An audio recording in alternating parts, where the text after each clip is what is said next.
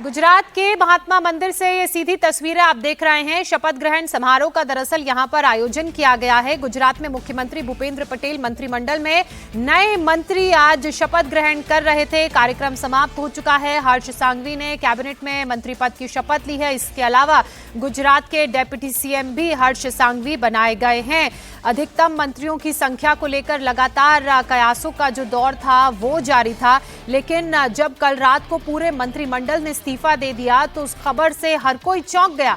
अब आज देखिए जो नए मंत्री हैं उन्हें आचार्य देवव्रत ने पद एवं गोपनीयता की शपथ दिलाई है। गांधीनगर से ये सीधी तस्वीरें आप देख रहे हैं। बड़ी तैयारी इस कार्यक्रम के लिए की गई थी और बताया ये जा रहा है कि हजारों की संख्या में गुजरात के लोगों की मौजूदगी में गुजरात के राज्यपाल आचार्य देवव्रत ने तमाम मंत्रियों को जिन्होंने आज शपथ ली है उन्हें पद एवं गोपनीयता की शपथ दिलाई। और एक आंकड़ा जो सामने आ रहा है वो लगभग 27 के करीब है। भूपेंद्र पटेल कैबिनेट 3.0 में कौन कौन मंत्री बनाए गए हैं उसकी ये सीधी जानकारी, सीधी तस्वीरें इस वक्त आप अपने टेलीविजन स्क्रीन पर देख रहे हैं। 27 मंत्रियों को शपथ दिलाई गई है मंत्री पद की।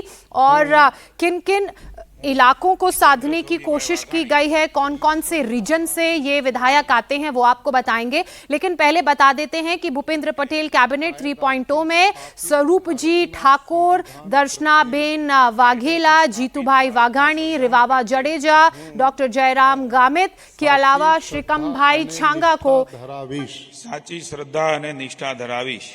હું ભારતના સાર્વભૌમત્વનું અને અખંડતાનું સમર્થન કરીશ। ભારતના સાર્વભૌમત્વનું અને અખંડતાનું સમર્થન કરીશ। અને હું गुजरात। हमारे सहयोगी निर्णय कपूर लगातार हमारे साथ बने हुए हैं। सीधे निर्णय का रुख कर लेते हैं। निर्णय, ये जो फैसला लिया गया, कैबिनेट के जो मंत्री हैं बीते कल उन्होंने रिजाइन दिया और आज जो नए मंत्रियों ने शपथ लिया है, उस फैसले ने हर किसी को चौंकाया।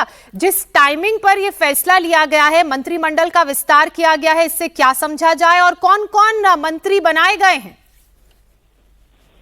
देखिए, ये फैसला वाकई चौंकाने वाला था। जब सभी 16 मंत्री जो थे मौजूदा उन्होंने रिजाइन कर दिया, लेकिन उससे भी ज्यादा जो सरप्राइजिंग बात है वो ये है कि गुजरात के नए उप मुख्यमंत्री के तौर पे अब जिन्होंने कल रिजाइन किया, हर्ष सांघवी जो कि राज्य मंत्री थे गुजरात में, वो अब उप मुख्यमंत्री होंगे गुजरात के। उन्होंने अभी अभी उप मुख्यमंत्री पद की शपथ ली है। और आप देखिए कि जो कल हम कह रहे थे 16 में से करीब 10 जो मौजूदा मंत्री हैं उनको ड्रॉप किया गया है और 6 जो हैं उनको कंटिन्यू किया गया है। तो एक सबसे बड़ा कारण तो यही था कि परफॉर्मेंस जिनकी अच्छी रही, जो काम करते हुए नजर आए पिछले 3-4 सालों में, उन्हें स्थान दिया गया है दोबारा।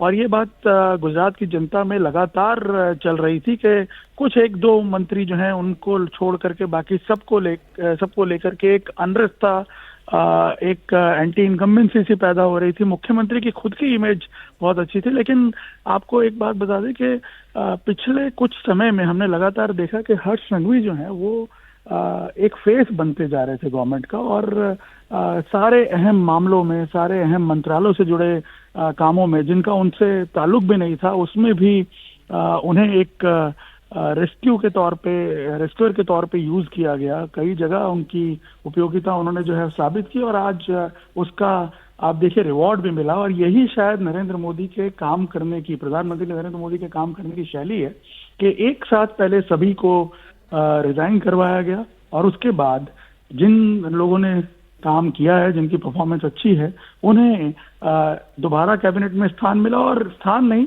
बल्कि प्रमोशन के साथ उन्हें कैबिनेट में शामिल किया गया। हर्ष सांघवी इसका जीता जागता उदाहरण है। और इसके अलावा आप देखिए 19 नए जो चेहरे हैं उनमें से 1-2 जो पुरानी कैबिनेट में भी थे वो रिपीट हुए हैं। बाकी 19 नए चेहरे जो हैं उनको लाया गया है दोबारा कैबिनेट में। और एक चीज हम देख रहे हैं, इस कैबिनेट का स्वरूप जब देख रहे हैं तो साफ तौर पे दिख रहा है कि जो रीजनल इम्बैलेंस था कैबिनेट में, जो हमने पहले देखा था कि बहुत सारे डिस्ट्रिक्ट थे, वहां से एक भी एमएलए नहीं था मंत्री पद पे, तो उन डिस्ट्रिक्ट्स को भी अब प्राधान्य दिया गया है। मध्य गुजरात से जैसे कि 6 एमएलए अब हैं, पहले सिर्फ 3 एमएलए थे। सौराष्ट्र से एमएलए की संख्या जो है अब मंत्रिमंडल में बढ़ रही है, करीब 12 मंत्री हैं सौराष्ट्र से, जो कि पहले कम थे, मात्र 6 थे। तो ये जो इम्बैलेंस है, रीजनल भौगोलिक इम्बैलेंस, उसको कहीं ना कहीं कंट्रोल करने की कोशिश की गई है, उसको कहीं ना कहीं एड्रेस करने की कोशिश की गई है, क्योंकि आने वाले दिनों में एक मेजर जो है स्थानीय निकायों के चुनाव होने वाले हैं इस साल के अंत में या अगले साल के शुरुआत में, और वो तय करेंगे कि 2027 में क्या किस तरह से आगे बढ़ना है। निष्ठा धरावीश હું ભારતના સાર્વભૌમત્વનું અને અખંડતાનું સમર્થન કરીશ. હું ભારતના સાર્વભૌમત્વનું અને અખંડતાનું સમર્થન કરીશ. અને હું ગુજરાત રાજ્યના મંત્રી તરીકેના મારા કર્તવ્યો શ્રદ્ધાપૂર્વક અને અંતઃકરણપૂર્વક બજાવીશ. શ્રદ્ધાપૂર્વક અને અંતઃકરણપૂર્વક બજાવીશ. અને ભય કે પક્ષપાત રાગ કે દ્વેષ વિના તમામ લોકો સાથે સંવિધાન અને કાયદા અનુસાર ન્યાયપૂર્વક વર્તીશ.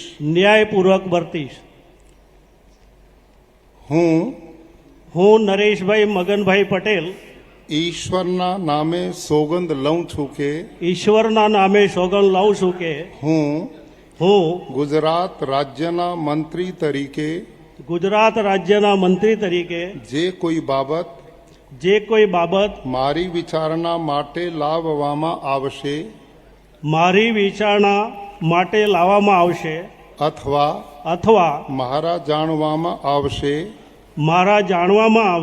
તેની જાણ એવા મંત્રી તરીકેના निर्णय लगातार हमारे साथ बने हुए हैं। निर्णय जैसा कि आपने बताया, 27 मंत्रियों को मंत्रिमंडल में शामिल किया गया है। 6 ऐसे मंत्री हैं जो पहले मंत्रिमंडल में थे, लेकिन उन्हें एक बार फिर से मंत्रिमंडल में जगह मिली है। लेकिन कुछ चेहरे ऐसे भी हैं जो पहली बार मंत्रिमंडल में शामिल किए गए हैं। कौन कौन से वो चेहरे हैं, किन रीजन से गुजरात के वो आते हैं?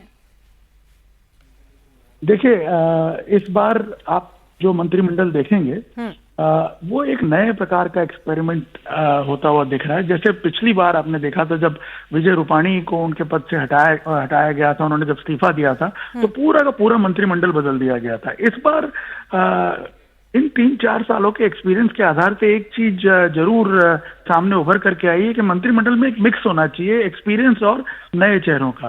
तो इसमें हम देख रहे हैं कि कई एक्सपीरियंस चेहरे भी लिए गए, जैसे जीतू वाघानी हैं, नरेश पटेल हैं। ये एक तरह से एक्सपीरियंस लोग हैं, पहले भी मंत्रिमंडल में रह चुके हैं, प्रशासन का इनको अनुभव है, संगठन का भी अनुभव है। इसके अलावा आप देखें तो जो नए चेहरे हैं उनमें जैसे एमएलए जो हैं अमरेली से फर्स्ट टाइमर, उनको रखा गया है।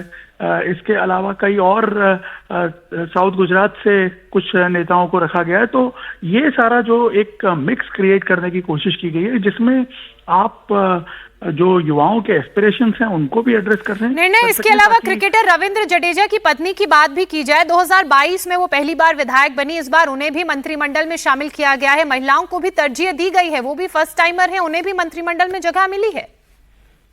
बिल्कुल, 3 महिलाएं इस बार मंत्रिमंडल में हैं, जो कि पिछले मंत्रिमंडल में अगर आप देखें तो सिर्फ एक महिला मंत्री थी। इस बार 3 महिलाओं को मंत्रिमंडल में शामिल किया गया। मनीषा वकील बड़ौदा से हैं, जिनको दोबारा चांस मिला है। लेकिन रीवाबेन जडेजा, ऑफ कोर्स ये एक लोगों के लिए अच्छा सरप्राइज भी है, बिकॉज रीवाबेन जडेजा को जब टिकट दिया गया था, तब से उनको लेकर के ये एक माहौल बना था कि इतना एक्सपीरियंस नहीं है उनको राजनीति का। लेकिन पिछले 3 सालों में रीवा जडेजा ने प्रूव किया है जिस प्रकार से इन्वॉल्वमेंट रहा है अपने मत क्षेत्र में और दूसरे जो पॉलिटिकल। और बीजेपी की अगर बात की जाए तो बीजेपी आलाकमान को अपने इसी तरह के सरप्राइजिंग डिसीजंस के लिए जाना भी जाता है कि कैसे मंत्रियों के कामों के अनुसार उनको प्रमोशन मिले और उनको इस तरह से मंत्रिमंडल में शामिल किया जाए। शुक्रिया निर्णय आपका, तमाम अपडेट्स, तमाम जानकारी के लिए।